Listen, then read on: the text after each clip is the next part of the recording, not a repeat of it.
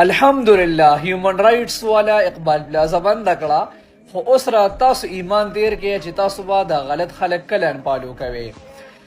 د هیومن رائټس ټیم دپاره د اقبال پلازا یو پیغور جوړ شو، خو چې دوی به څوک هم مطلب سافټویر به ولې اپډیټ کوو ګرفتارول به، نو خلکو به ورته دقه یو خبره کوله چې دا اقبال پلازا به کله بندوي.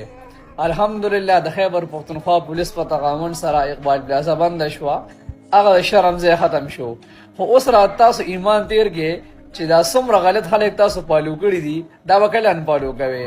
مطلب دا څومره پښتانه کریټر چې دي دا غلط خبرې کوي، دا خو انګریزانو نه دي فالو کړی که نه پنجابیانو فالو کړي دي او نه چین نه څوک راغلي چې فالو کړي دي.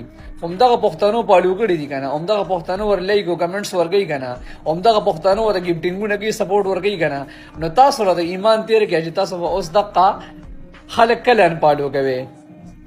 چې تاسو غیرت وکړو او ځان کې لږه پښتو راوستله او دا خلک هم انفالو کړل، نو دې پښتنه خاورې نه به دا فحاشي مکمل ختم شي. او که داسې نه وي چې تاسو یې فالو کوئ په سر یې خېژوئ او بیا شهنام لالا نه هیومن رائټس ټیم نه او د پښتونخوا پولیس نه ګیلې کوئ چې دا فحاشي نه ختموي، نو دا خو نه انصافي نه ده، منافقت نه دی.